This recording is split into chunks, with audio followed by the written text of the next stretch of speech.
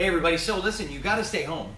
You might as well do something, and you can work out with us. So what we're going to do is we're going to do a free training for all the kids in the community. If you've never done martial arts before, and if you're an adult, you can do this too. But if you've never done martial arts before or worked out of any kind, we're going to have some fun. So if you can clear a spot in your living room or a spot where you can just kind of hang out and move around, you can follow Jack and I, and we're gonna do some martial arts. We're gonna have some fun together. And one of the great things about martial arts is it does help keep kids bully-proof, fit, strong, and safe. So feel free to hop off the couch or stand up wherever you are. And if you can set the phone down and follow along with us, we're going to try some cool stuff. And the good thing is I'm going to post this video back up on the page anyway, so you'll be able to follow along at home whenever you want. We'll try and do a series of these for all the people in the community of Glendora. Since everyone's got to stay home, this is our home for now, and we're going to be inside having some fun and a good time. So here we go. You're going to stand up straight and tall, and I'm going to start with the most ancient martial arts move in the world. This martial arts move is over 2,000 years old. This is the only martial arts move that you can do on any human on the planet, and they will actually like you when you do it. So here's how you do that move. Put your feet together, hand to your side, stand up tall and straight. From your waist, you're going to bow. That's the 2,000-year-old martial arts move. It's called a courtesy bow. In America, when you meet somebody for the very first time, you shake hands. How you doing? How you doing? We can't even shake hands. We can shake hands, but you guys can't right now. But in the martial arts, you can bow, and you can do that from a couple feet away. You can do it from far away. That's it. You can do that move on your mom. You can do it on your dad. You can do it on your friends. You can do it on your family. It's the cool move, and only the coolest people can do it. Now, after we do the bow, the first thing we're going to do is we're going to learn how to make a fist. So when you make a fist, you're going to take your hand. You're going to roll it down as tight as you can. You're going to squeeze it. Once you squeeze your hands tight, you're going to make sure your thumb is locked on the middle knuckle of the middle finger, just like that. Tight and strong. Good. You're going to pull those hands right down. We're going to put them on the sides of our body, just like this. So take your favorite arm. I might be backwards at home. This is my right arm, so I'm going to push that one straight out. And we're going to work on our very first punch, which is called a single punch. Single punch uses the top two knuckles of the hand because they are the biggest and the strongest two knuckles. Those are the ones that you want to aim with. When you hit something, all of your knuckles impact, but you want to lead the way with the first two knuckles. So put those hands on the side of your body like this. You're going to aim it straight. I'm going to turn to the side, and Jackson, he'll turn too a little bit there. You can see our arms are straight, right? Whenever you punch, you don't want to have your hand up or your hand down. Those are both bad news. If you hit something, it's going to hurt your hand.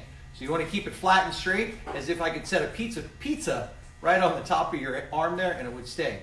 So when this arm comes back, this arm goes out, straight out and punch, just like that. This arm comes back, this arm goes out, and punch. Now, so we have this back and forth motion, which helps our coordination and teaches us to punch in a straight line, right? If you've never learned how to punch before, most of the time you start to swing your arm out. The problem with that is, not only is it easy to block, it can be seen from a mile away, but it's also bad for the joints in your shoulder. So when we punch, it's important to punch straight out and straight back. Now, like all the pro tennis players and boxers and almost every athlete in every major sport, breathing is an important part of what we do. In the martial arts, we have a cool breath that we call the ki. This is a yell that comes from the stomach. Now, hopefully, if you're following along at home, your mom and dad aren't going to freak out because you're about to yell for the very first time. But you can also breathe. You exhale, breathe out as you throw the punch. And that will help you get more speed and more power in the move. Now, a good ki comes from your belly. It's a sound that comes from here. So there. A bad ki from your throat. You don't want to do that one, right? You want it from that. If you don't feel like yelling right now, that's cool too. You might have a sore throat. You can just breathe as you do the move. So what we're going to do is we're going to do 5 punches together every time I say go. Ready? And 1, 2, 3, 4, 5. We're going to do one more. We're going to do a big yell just for fun. Just see. Let me hear you yell. Ready? Go. I heard you. Wow, that was actually really good. It might have been him. I'm not sure. That move is called the single punch. Our back and forth motion is called reciprocal motion. And remember, we do punch with the first two knuckles. And then you learned your first martial arts yell, which is the ki. Now that we know how to punch, let's learn how to block for the very first time. Our first block is called a sweeping block. A sweeping block does exactly what it says. It sweeps across the body. The block uses the lower part of the forearm, and it's used to protect. So if I go to try and grab Jack, what happens is he takes his arm, and he just sweeps my arm out of the way.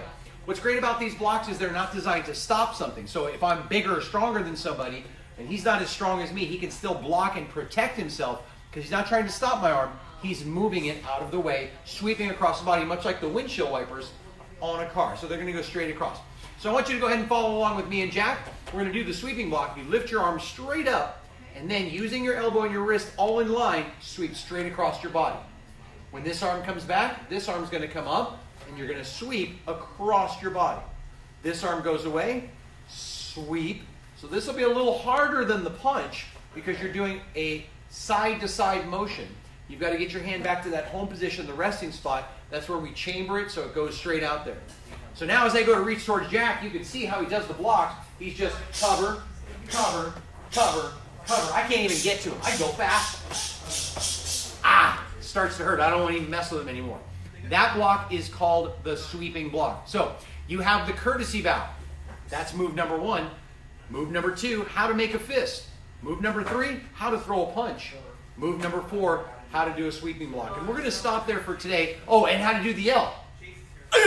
Like that. That's called your ki. So those are some easy things that you can practice at home to stay active while we're all under quarantine together.